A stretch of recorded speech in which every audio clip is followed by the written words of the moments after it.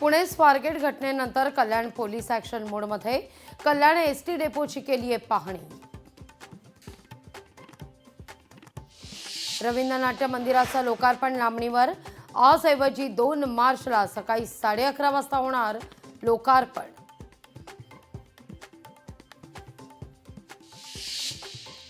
Dadar Gorakhpur train समोर rail रोको आंदोलन तात्पुरता स्थगित। होळीपूर्वी पॅसेंजर ट्रेन दादर इथून सुरू न केल्यास रेल रोको करणार, ठाकरेंच्या शिवसेनेनं दिला इशारा।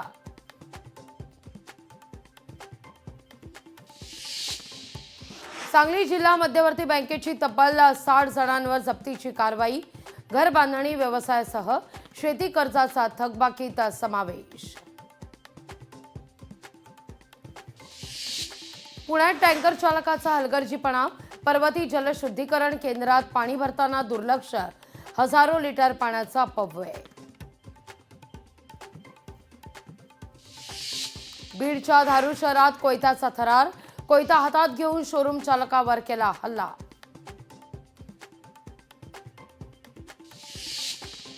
उमराखाडी परिसरामध्ये वाळू उपसा करणाऱ्या वाळू माफियांवर ठाणे महसूलची मोठी कारवाई।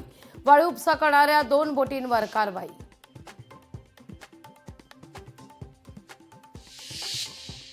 हिंगोली बस स्थानकामध्ये महिलांची सुरक्षा वाऱ्यावर, बस स्थानकात एकही सुरक्षा रक्षक आणि सीसीटीव्ही कॅमेरे नाहीत। सीएसएमटीच्या फलाट विस्तारीकरणामुळे ब्लॉक, आज रात्री 11:30 ते पहाटे 4:30 वाजेपर्यंत 5 तासांचा ब्लॉक।